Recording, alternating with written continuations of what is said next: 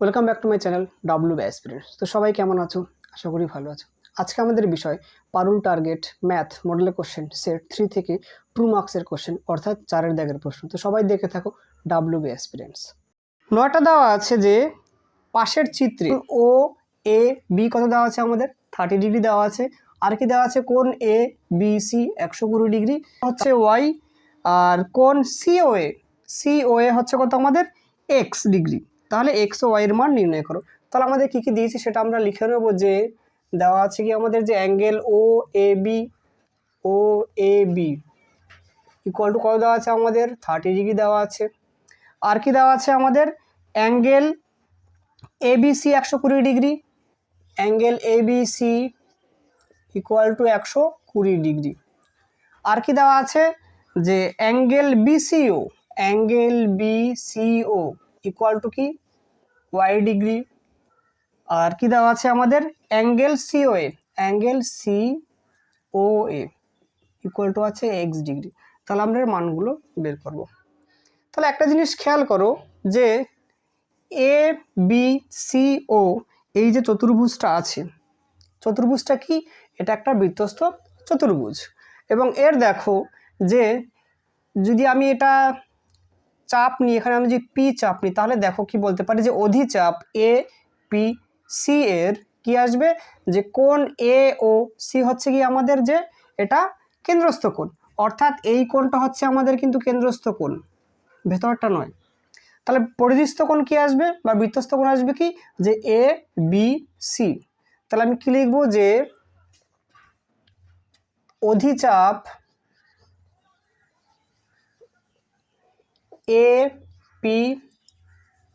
APC এর উপর লিখতে পারি যে কেন্দ্রস্থ কোণ কি পাচ্ছি? যে এই যে এ ও সি এটা পাচ্ছি। দেখো কেওসি কিন্তু এই যে ভেতরের যে ওসি সেটা নয়, যে বাইরের যে ওসি এটার কথা বলছি।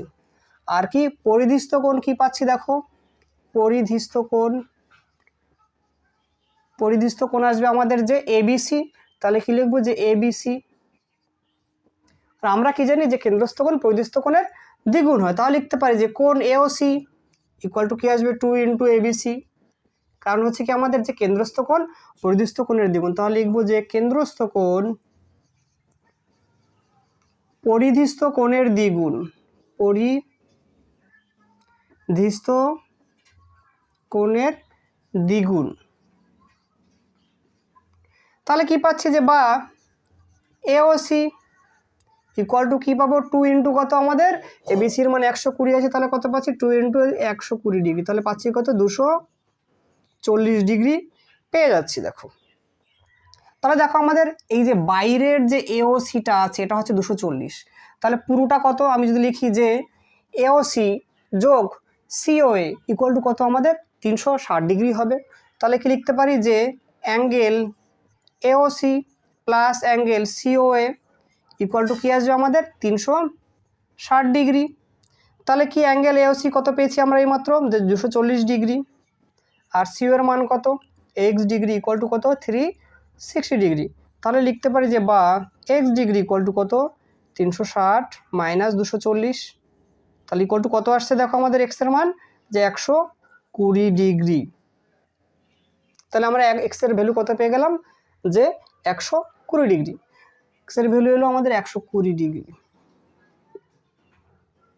তাহলে দেখো যে কোনো চতুর্ভুজের 4টি কোণের সমষ্টি কত? 360 ডিগ্রি। তাহলে আমরা 3টে কোণের মান জানি। তাহলে কি যে সি এর মানটা আমরা বের করে নিতে পারবো। তাহলে কি লিখব? যে চতুর্ভুজ কি লিখব? চতুর্ভুজ যে এ বি সি ও এর কি লিখবো? সব কোণগুলো যোগ করে দেব। তাহলে কি লিখতে পারি? যে angle O A B equal to কি? ও এ বি প্লাস কি আসবে? অ্যাঙ্গেল এবিসি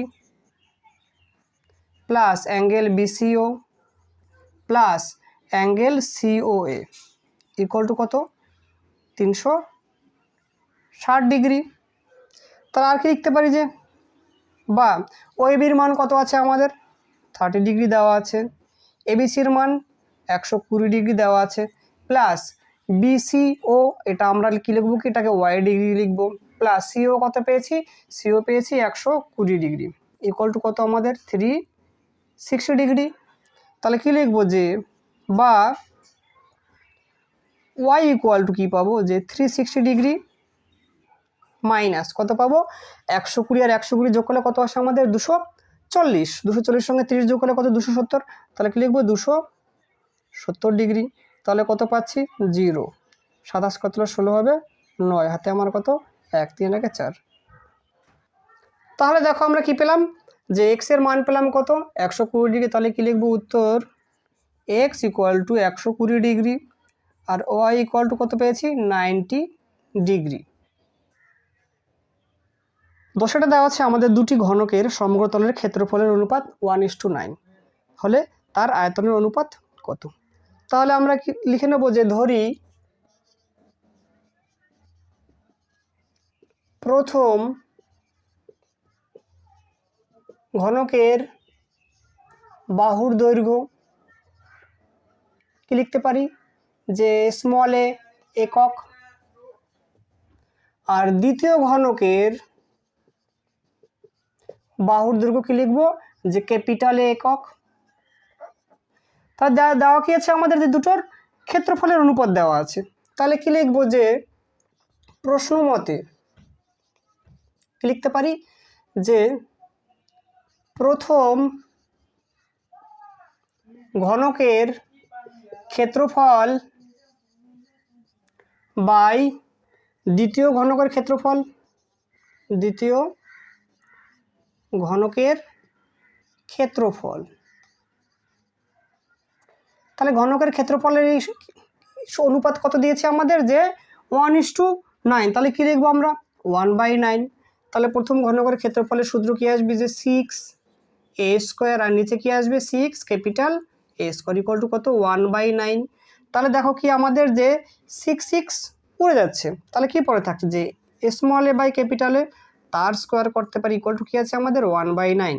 তাহলে কি লিখতে পারি, বা small A by capital equal to কি আসবে, যে 1/3 আসবে। দেখো এবার কি বের করতে বলেছে, যে দুটোর আয়তনের অনুপাত। তাহলে কি লিখবো, এখানটা করছি, যে প্রথম ঘনকের আয়তন বাই দ্বিতীয় ঘনকের আয়তন। আমরা কি জানি, ঘনকের আয়তনের সূত্র হচ্ছে কি, যে বাহু কিউব হয়, কারণ ঘনকের প্রত্যেকটা বাহুর দৈর্ঘ্য সমান। তাহলে প্রথমটা কি আসবে, যে আমাদের স্মল এ কিউব, আর নিচেরটা আসবে কি ক্যাপিটাল এ কিউব। তাহলে কি লিখতে পারি, যে আমরা যে small A by capital A তার হোল কিউব। তাহলে স্মল এ বাই ক্যাপিটালের মান কত পেয়েছি আমরা 1/3 পেয়েছি, তাহলে 1/3 তার হোল কিউব, তাহলে কত আসবে 1/27। তাহলে ইকুয়াল টু লিখতে পারি, যে 1:27। তাহলে এটা হচ্ছে কি আমাদের উত্তর 1:27। 11টা দেওয়া আছে, কোনো লম্ববৃত্তাকার শঙ্কুর ভূমির ব্যাসার্ধ ডি, উচ্চতা এইচ এবং তির্যক উচ্চতা এল একক হলে ডি, এইচ এবং এল এর মধ্যে সম্পর্ক নির্ণয় করতে হবে। অর্থাৎ যদি আমাদের একটা শঙ্কু দেওয়া থাকে এরকম, তাহলে কি দেওয়া আছে, যে শঙ্কুর যে ডায়ামিটারটা দেওয়া আছে ডি, পুরোটা ডি, আমাদের ডায়ামিটার ডি দিয়েছে, আর কি উচ্চতা এইচ, তির্যক উচ্চতা এল। তাহলে কি লিখবো, যে ব্যাস ইকুয়াল টু কত ডি একক।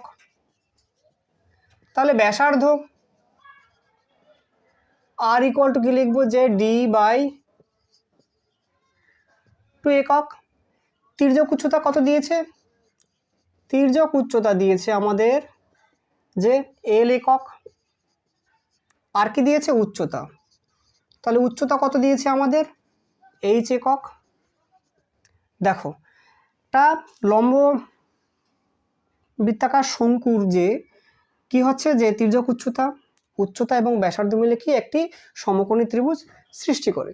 তাহলে সেক্ষেত্রে আমরা কি জানি, যে L² equal two H² plus R² হয়। তাহলে কি লিখবো, যে L² equal two H² plus R²।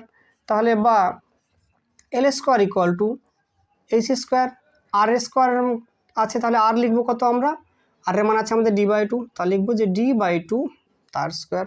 তাহলে কি পাচ্ছি দেখো, বা L square equal to H square plus D square by 4। তাহলে এবার কী করবো আমরা, শুধু ডি স্কোয়ার বাই যদি 4 করি তাহলে লিখবো যে বা D square by 4 equal to কি, যে H square, D square by 4 equal to কি, যে L square minus H square. তাহলে বা ডি স্কোয়ার ইকুয়াল টু কি লিখবো, 4 ইন্টু কি, যে L square minus H square. তাহলে বা শুধু ডি ইকুয়াল টু কি আসবে, √4 into L square minus H square. তাহলে দেখো 4 আছে, তাহলে বাইরে কী বেরোবে, 2 বেরোবে। তাহলে কী আসবে, 2√এল স্কোয়ার মাইনাস এইচ স্কোয়ার। তাহলে কী লিখবো, সুতরাং ডি ইকুয়াল টু 2√এল স্কোয়ার মাইনাস এইচ স্কোয়ার। এটাই হচ্ছে কি আমাদের উত্তর। আমাদের 12টা দেওয়া আছে যে একটি গোলকের ব্যাসার্ধ 50% বৃদ্ধি করলে বক্রতলের ক্ষেত্রফল কত বৃদ্ধি পাবে। তাহলে কি, যে আমাদের একটা গোলক দেওয়া আছে, তাহলে তার প্রাথমিক ক্ষেত্রফলটা বের করব এবং কি তার ব্যাসার্ধ 50% বৃদ্ধি করে, তার মানে কি যে পরের গোলকটা সেটা একটু বড় আছে। তাহলে কি করব, ক্ষেত্রফল বের করব, আর কি করব, যে নতুন ক্ষেত্রফল বের করব, তারপর ক্ষেত্রফল কতটা বৃদ্ধি পেয়েছে আমরা বের করব। তাহলে কি লিখব, ধরি গোলকের প্রাথমিক ব্যাসার্ধ কত লিখব, ইকুয়াল টু আর একক। তাহলে কি আসবে, সুতরাং গোলকের প্রাথমিক ক্ষেত্রফল কত আসবে, দেখো একটা পূর্ণ গোলক, তাহলে ক্ষেত্রফল সূত্র কি, যে 4 π r² বর্গ একক। বলা আছে ব্যাসার্ধ 50% বৃদ্ধি পেয়েছে। তাহলে কি লিখব, যে ব্যাসার্ধ 50% বৃদ্ধি পেয়ে হয়, কি হবে, প্রথমে কত ছিল, আর প্লাস আর ইন্টু কত 50%। তাহলে কেটে দিলে কত পাচ্ছি দেখো, নিচে 2 উপর 1, তাহলে কত পাচ্ছি দেখো, যে আর প্লাস r/2। তাহলে যদি লসাগু করে কত 2, তাহলে 2r প্লাস r, তাহলে কত পেলাম, যে 3r/2 একক। তাহলে এটা কি এসছে আমাদের, যে নতুন ব্যাসার্ধ। তাহলে নতুন ক্ষেত্রফল কত, তাহলে নতুন ক্ষেত্রফল কি লিখব, যে 4 π, আর এর মান পাল্টে গেছে এখন আমাদের, তাহলে কি 3r/2 তার স্কোয়ার বর্গ একক। তাহলে কি পাচ্ছি, যে 4 π ইন্টু 3 স্কোয়ার করলে কত পাই, যে 9r² বাই কত আসছে আমাদের 2 স্কোয়ার করলে 4, তাহলে 4 কেটে যাচ্ছে। তাহলে দেখো কত, 9 π r² এত বর্গ একক। তাহলে দেখো আমাদের কি ক্ষেত্রফল আগের থেকে বৃদ্ধি পেয়েছে। এবার লিখবো কতটা বৃদ্ধি পেয়েছে, তাহলে লিখবো ক্ষেত্রফল বৃদ্ধি পায়, ক্ষেত্রফল বৃদ্ধি পায় কত, যে 9 π r² মাইনাস 4 π r²। তাহলে বিয়োগ করলে কত পাচ্ছি আমরা, যে 5 π r² এত বর্গ একক। তাহলে দেখো এই 5 π r² বর্গ একক বৃদ্ধি পায় কত, 4 π r² বর্গ এককে। তাহলে সেখান থেকে আমরা কি শতকরা মানটা পেয়ে যাব। তাহলে আমি সাইডে লিখছি যে 4 π r² বর্গ এককে ক্ষেত্রফল বৃদ্ধি পায়, কত বৃদ্ধি পায়, যে 5 π r², 5 π r²। সুতরাং এক বর্গ এককে ক্ষেত্রফল বৃদ্ধি পায় কত, যে 5 π r² বাই 4 π r²। সুতরাং কত, 100 বর্গ এককে বৃদ্ধি পায় কত, যে 5 π r² ইন্টু 100, আর নিচে কত আমাদের, নিচে কত আমাদের 4 π r²। তা দেখো π r² কেটে যাচ্ছে, আর 100কে 4 দিয়ে কাটলে কত পাবো, 25। তাহলে পাচ্ছি কত, 25 ইন্টু 5, তাহলে কত, 125%। তাহলে আমাদের ক্ষেত্রফল কতটা বৃদ্ধি পাবে, 125% বৃদ্ধি পাবে, 125%। বৃদ্ধি পাবে। ডিয়ার স্টুডেন্ট, যদি ভিডিওটি ভালো লেগে থাকে তো অবশ্যই লাইক করবে আর কমেন্ট করতে ভুলো না। আর চ্যানেলটিতে যারা নতুন সাবস্ক্রাইব করবে। তো সবাই ভালো থাকুক, সুস্থ থাকুক, দেখা হচ্ছে পরবর্তী